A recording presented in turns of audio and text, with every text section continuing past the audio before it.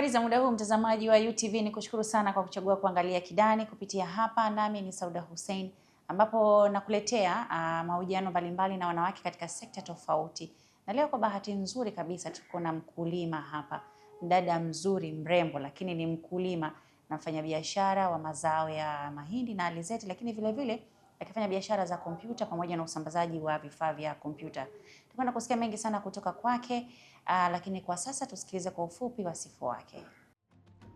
Aziza Hussein Kaku ni mhasibu, mfanyabiashara na mkulima mwenye uzoefu katika uendeshwaji wa biashara na masuala ya kifedha. Ni mkurugenzi mtendaji wa kampuni ya Azelita, kampuni anayoiongoza katika shughuli za kibiashara kwa kusimamia mipango, rasilimali na maendeleo ya taasisi. Kitaaluma ana stashahada ya juu ya uhasibu kutoka Chuo Kikuu cha Mtakatifu Agustino Mwanza, mafunzo ambayo yamemjengea msingi katika usimamizi wa fedha, tathmini ya miradi na uendeshwaji wa biashara kwa kuzingatia nidhamu ya kifedha. Mbali na majukumu yake ya kikazi, Aziza anajishughulisha na shughuli za kilimo, akiamini katika uzalishaji kama nguzo ya uchumi wa mtu binafsi na jamii. Anaunganisha uzoefu wa ajira, biashara na kilimo katika kujenga misingi imara ya kipato na ajira. Katika eneo la uongozi wa vijana, ni mjumbe wa Baraza la Umoja wa Vijana mkoa wa Dar es Salaam, akishiriki katika mijadala na shughuli zinazohusu maendeleo ya vijana na ushiriki wao katika masuala ya kijamii na kisiasa. Kupitia uongozi wake, Aziza amekuwa akitoa mafunzo ya kilimo na ajira kwa vijana, na ndoto yake kubwa ni kuwekeza zaidi katika kilimo na biashara ili kuwezesha vijana kiuchumi.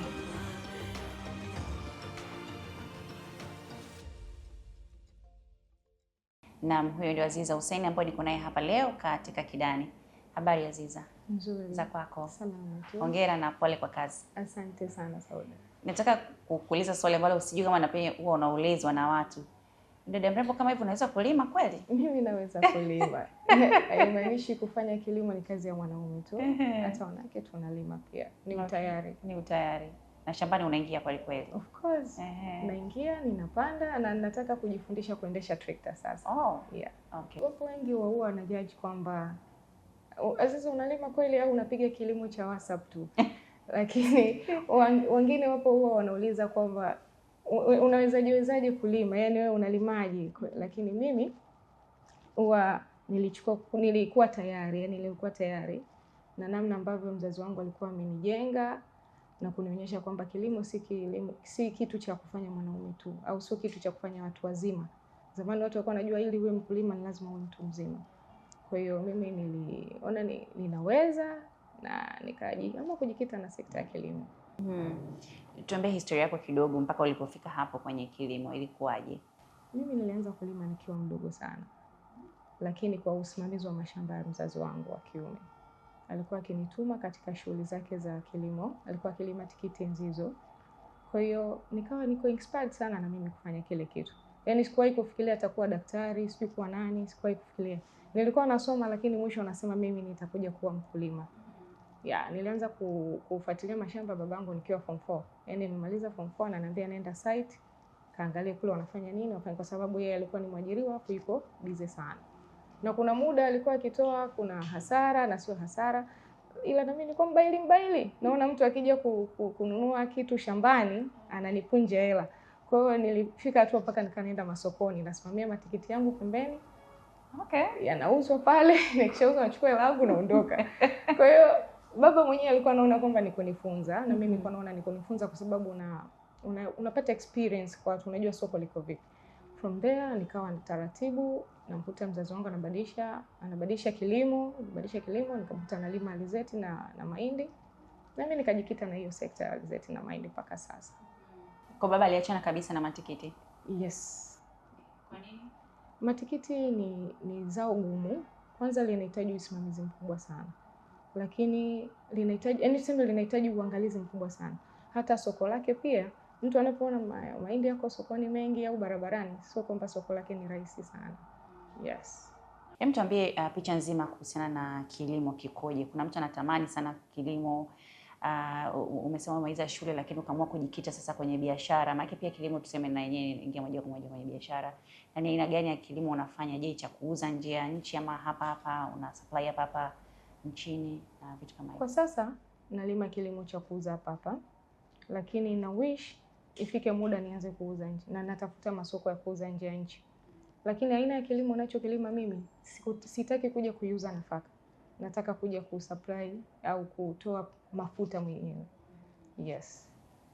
Kwa maana ya alizeti. Yes. Nianze ndio niko katika utaratibu wa kuanzisha kiwanda kidogo cha kukamua mafuta mwenyewe, kwa sababu naendelea kujifunza kila leo. Kila siku naona wakulima wanachokifanya, na najifunza kilimo cha alizeti kupitia wenzangu.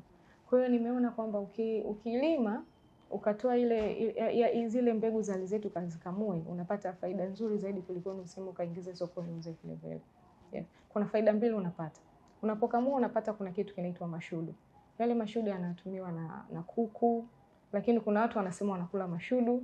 Kwa hiyo unapata bidhaa mbili pale, unapata mafuta, unapata nayo mashudu. Yes.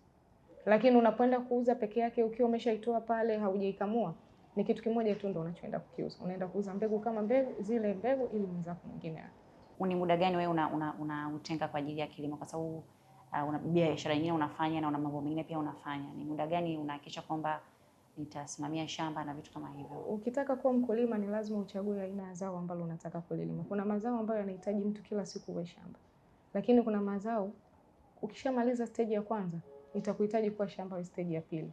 Muda mwingine unakuwa tu unapewa feedback kwamba kuna kitu fulani kinaendelea. Kwa hiyo aina ya zao ambalo mimi nimelichagua, alizeti na mahindi, ni zao ambalo halihitaji mtu muda wote kwa shamba. Lakini sio kwamba shamba hakuna msimamizi ambaye anatazama na kukupa feedback. Yeah, aina ile unafika, kwa mfano kama mimi huwa kwanza naenda saa ya kupanda, tunaenda tunapanda wote. Nimemaliza kupanda, naona mbegu yangu pale imeisha, imepandwa, eneo ambalo nahitaji kupanda limemalizwa kupanda, naondoka. Kwa sababu najua ni muda gani nahitaji palizi. Kwa hiyo ule muda ambao unakuwa unabaki pale, vikianza kutoka na namwambia yule kijana wangu kule kwamba angalia panzi wasiingie katika shamba. Sasa feedback ambayo naisubiri hapo, kitu kimetoka ardhini au hakijatoka. Je, panzi wameingia au hawajaingia? Then kuna stage ya pili ambayo ni kufanya palizi. Unatoka unaenda unafanya palizi. Baada ya hapo ukishafanya palizi unabaki tu kuangalia sasa nipige dawa au nisipige dawa, na haichukui muda mrefu kukua. Yes. Okay. Kilimo kinategemea pia hali ya hewa ili kitu kiweze kuwa kizuri, mazao yatoke na nini. Tumeona pia kulingana na mabadiliko ya hali ya hewa, wakulima wengi wamekuwa wakilia na wengine wakibadilisha mazao kutoka zao moja kwenda lingine kulingana na mazao ambayo yanavumilia ukame.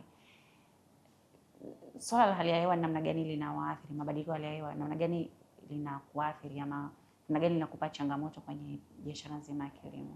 Okay. Alizeti haihitaji mvua nyingi. Alizeti inaweza kanyesha mvua kidogo sana. Inahitaji manyunyu, unyevu tu. Sio kama mahindi, na ndio maana sijajikita sana na mahindi, nimejikita sana na alizeti.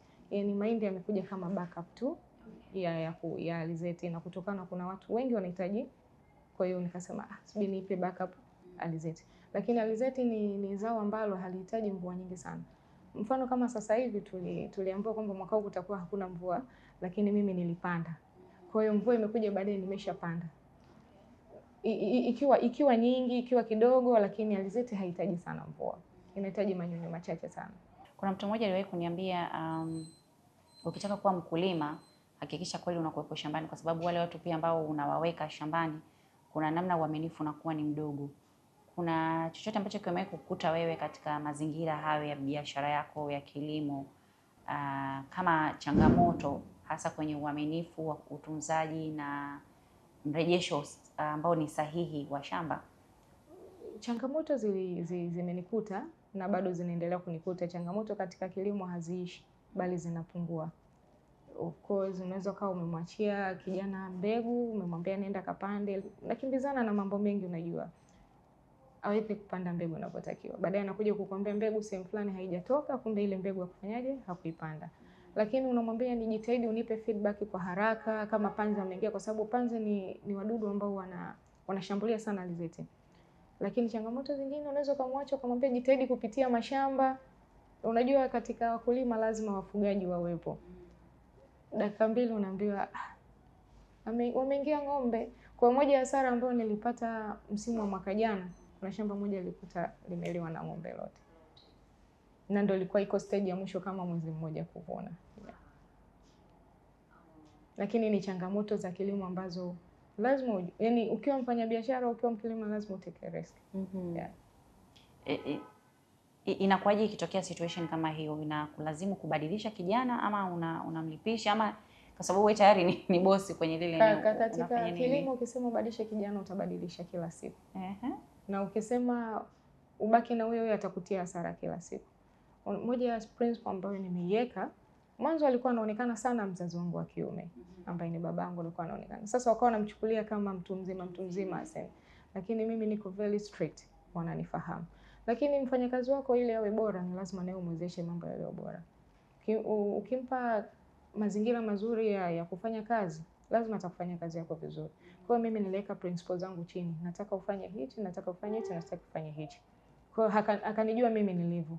Kwa hiyo sijabadilisha kijana, japo aliteleza, lakini najitahidi kila siku kumtrain vile mimi ninavyotaka. Ni mtu gani ambaye huwezi kumwajiri kabisa? Maana kuna mmoja anambia kuna vijana wanaotoka mkoa fulani huwezi kuajiri kabisa, ni wavivu. Of course, watu wanaotokea ukanda wa Pwani. Na ndio watu walionirudisha nyuma katika kilimo cha matikiti. Unamwachia dawa apige, ukinini kaenda kulala. Mimi nilikuwa na tabia ya kuvizia. Na kuachia taski, naondoka, lakini baada ya dakika zao narudi. Au siku ambayo wewe hujui kama anakuja, mimi nakushtukiza anakuja. Yes. Kwa hiyo vijana wa Pwani siwezi kuwapatia kazi. Yes. Lakini vijana tunaowapenda sana ni Wasukuma. Yes. Na hata pale nina kijana ambaye anafanya kazi, ni Masai kwa kuniangazia mashamba, lakini vibarua huwa natoa kwa vijana ambao ni Wasukuma wako maeneo yale. Okay. Na mtazamaji wa Kidani, tutapata mapumziko mafupi, tukirejea hapa tutaendelea. Na mtazamaji wa Kidani, tunarejea baada ya mapumziko hayo mafupi. Bado niko hapa na mkurugenzi mtendaji wa Azelita Company ambaye ni Aziza Hussein. Aziza ni bosi wa namna gani? Kwanza mimi sio bosi. Mimi ni mwongoza njia. Mwongoza njia, yes. Wengine wanapenda kuitwa bosi, wengine hawapendi. Mimi nikikaa shamba ninaongoza. Tufanye hichi, tusifanye hichi. Sio kwa uendeshaji wangu wa trekta, sio vibarua ambao unaweka pale, kwa sababu kama zile shughuli zote za upandaji na mimi nashiriki. Ambacho sikiwezi nitasema sikiwezi. Na kuna muda tunapimiana. Umelima ukubwa fulani natakiwa nikupatie kwa sababu kuna vibarua. Kwa hiyo nitapima mwenyewe na nitafanya mwenyewe. Mimi sio bosi. Mimi ninafanya. Lakini kuna muda ninakaa nawapikia vijana wangu. Si ninawapa bonus ili waenjoy kufanya kazi pale kwangu. Kwa hiyo ninawapikia. Siwezi nikasema mimi ni bosi. Mimi nashirikiana nao ili wanitolee kile kilicho bora. Kwa nini kilimo afu kaja huku tena kwenye kompyuta? Aziza, mimi ni Aziza ambaye napenda pesa ya kila siku. Pesa ya kilimo ni pesa ya kuisubiri msimu kwa msimu. Lakini pesa ya kompyuta leo naweza nikakaa hapa nikaagizwa kompyuta 2, 3, nikamwambia of course dukani kwangu zipo na nikasupply. Niliangalia kwamba kuna fursa ya ukuaji wa teknolojia sasa hivi. Zamani tulikuwa tunaamini wanaomiliki kompyuta ni watu wakubwa au watu wenye wanaofanya kazi maofisini. Lakini kutokana na teknolojia kubadilika, kila siku digital inakuwa, kuna vijana ambao wamejiajiri wenyewe, wanahitaji vitu kama hivyo, kuedit vitu, kufanya biashara. Unajua tumetoka katika karne ya kuandika vitu katika karatasi. Tuko katika karne ambayo mtu anatakiwa aweke vitu vyake in a digital form.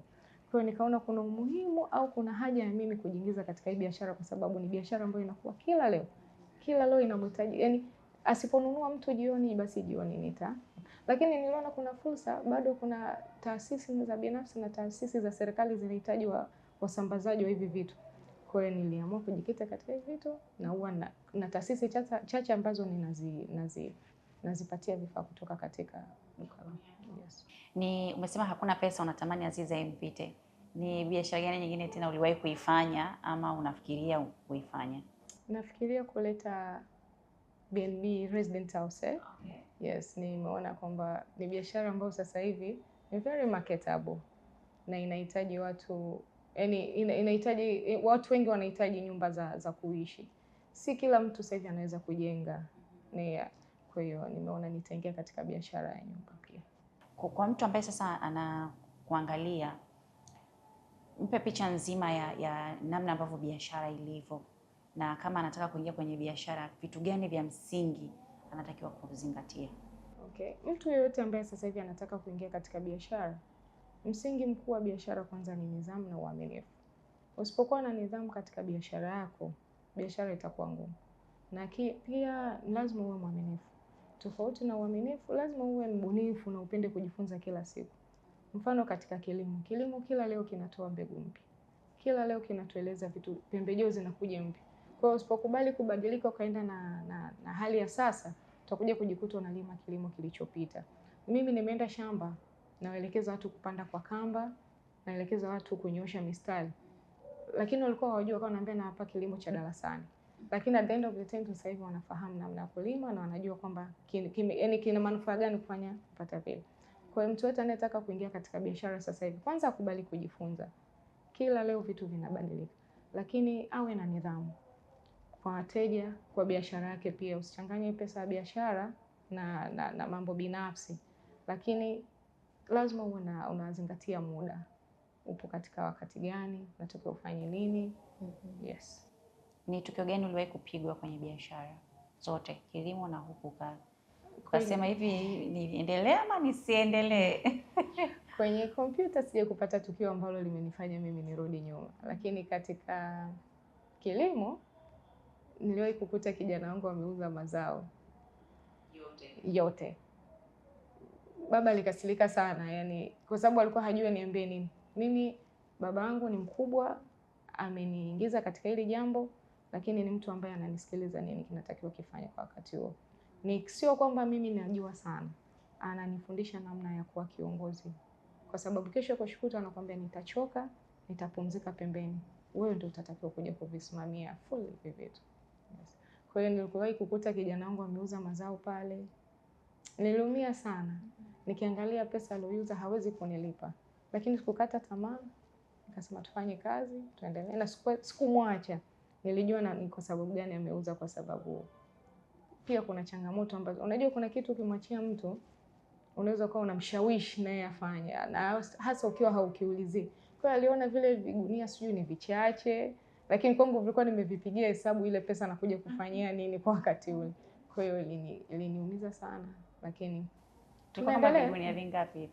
Vinafika 100. Vinafika 100. That's a lot. Vinafika 100, lakini nilimsamehe na tunafanya kazi, kwa sababu mimi moja ya kitu ambacho nampenda kijana wangu ni anatumika. Unajua kuna kijana ukimtuma ni mbishi, hafanyi, lakini yeye anatumika, ni ana mapungufu tu ya binadamu. Kwa hiyo nilimwelewa na akakiri mwenyewe kakosea, tukaelewana mimi na yeye sasa kama bosi tutalipana vipi na okay. I say 100 parefu. Of course, kwa sababu gunia moja kwa wakati ambao mimi naenda. Mwezi wa pili na wa kwanza ndio mwezi ambao tunajiandaa na mashamba ya alizeti. Kwa muda huo alizeti gunia inauzwa mpaka 150,000. Kwa hiyo ile pesa yangu nilikuwa nimeipangia kwamba nitaenda kutumia kwa vibarua wangu kuwalipa. Kwa hiyo akawa ameniendelea hesabu zangu za ikabidi niingie mfukoni tena. Nini unamwambia kijana ambaye sasa hivi yuko mjini huko, lakini anatamani kuja, yuko kijijini lakini anatamani kukimbilia mjini, lakini kumbe anakimbia mali kule, anafuata matatizo huko mjini? Huwa nikifika kule shamba nakutana na vijana wa vijijini. Nawaeleza mambo ambayo sisi tunakutana nayo huko mjini, na ninawaonyesha kwamba huko mna fursa nyingi kulikoni. Siwashauri wakimbilie huko. Kama wanatamani kuja huko, waje kujifunza na kurudi makwao, wakafanye kazi, kwa sababu mimi binafsi Aziza ni ajira tu inanibana, lakini ni mtu ambaye natamani nikae kijijini nikisimamia kilimo changu from beginning mpaka kinapoisha. Kwa hiyo siwashauri sana vijana wa mjini kukimbilia huko. Huko maisha ni magumu sana, kazi huko ni ngumu kupata. Na ukiangalia sasa hivi kilimo ni uti wa mgongo. Wangejikita na masuala ya kilimo.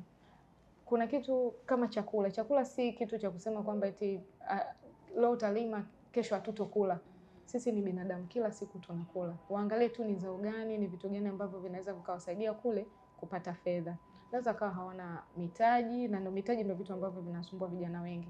Basi kidogo kidogo kwa kujidunduliza, kwa sababu hata mimi Aziza sikuanza ninacho. Yes. Nilianza kwa kukodi matrekta, lakini leo namiliki trekta langu mwenyewe na natarajia kuongeza mengine. Okay. Unapanga kwanza kuendesha? Ya kuna siku kijana aliniuzi pale wa kuendesha trekta, nikamwambia baba, hii trekta naenda kujifunza. Of course nimeshajiunga NIT. Nataka niendeshe, kwa msimu ujao mwakani kwenye trekta nitaendesha mwenyewe. Utaki mtu akuudhi Aziza? Mimi sipendi, unajua kuna watu tumuomba tupendi bugdha. Kwa hiyo mimi ni mtu ambaye sipendi bugdha.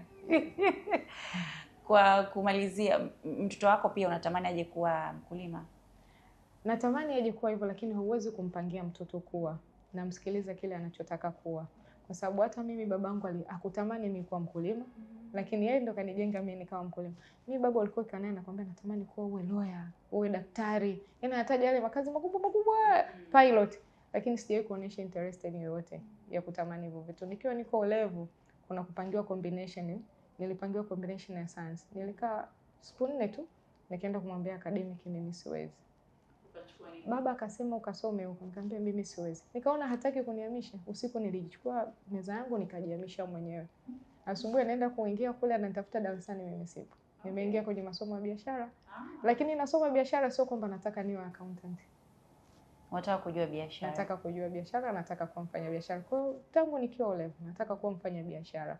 Hivi vitu vingine vya kuajiriwa vinakuja baadaye, kwamba sasa lazima nijitafute, nisimame.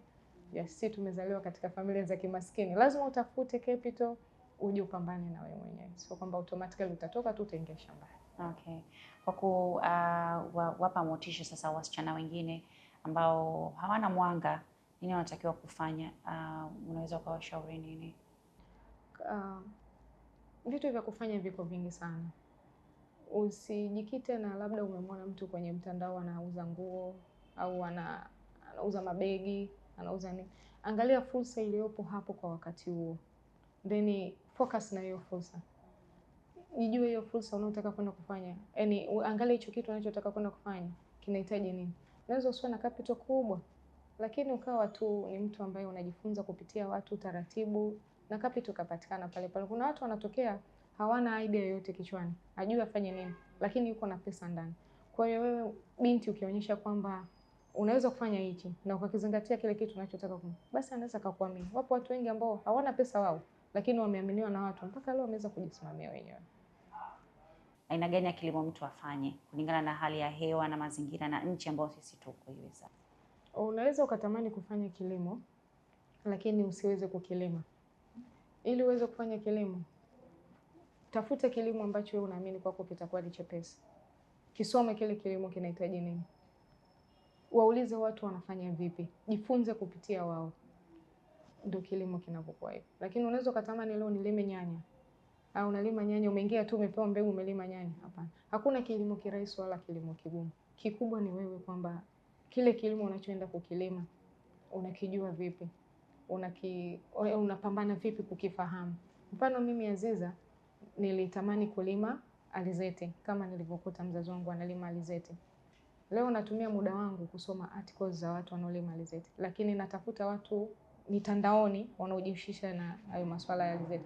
Lakini natengeneza network ya watu ambao wanalima alizeti. Wanafanya vipi? Mambo gani wanafanya mpaka wanafanikiwa. Kwa hiyo ili ufanye kitu, unaweza kilimo chochote ni kizuri. Haimaanishi kwamba alizeti peke yake ni nzuri au mahindi peke yake ni mazuri. Maharage, mpunga, ufuta, ni vyote ni vilimo vizuri. Lakini ili uweze kufika malengo katika kile kilimo, soma. Yaani tusiwe wavivu wa kusoma. Tanzania wengi ni wavivu wa kusoma. Na kilimo hakihitaji mtu kama huyo. Soma, practice. Kila kitu ni chepesi. Kila kilimo ni kiko. Nikushukuru sana Aziza Hussein kwa muda wako. Ningekuwa sio Mang'ati ningesema labda tunashare wazazi, kwa sababu mimi ni Hussein na wewe ni Hussein. Na mtazamaji wa Kidani, tunamaliza hivyo siku ya leo. Hakika umejifunza mengi sana kutoka kwa Aziza Hussein. Kwa wale ambao pia mnatamani kuendelea kuwasiliana nami kupitia kwa Aziza, kuna namba ambayo inapita hapo chini kwenye screen yako 0688475656, ama nifuate katika mitandao ya kijamii, andika Sauda_Kidani Show ama UTV TZ ama Azam TV TZ. Wakati mwingine, kwa heri kwa sasa.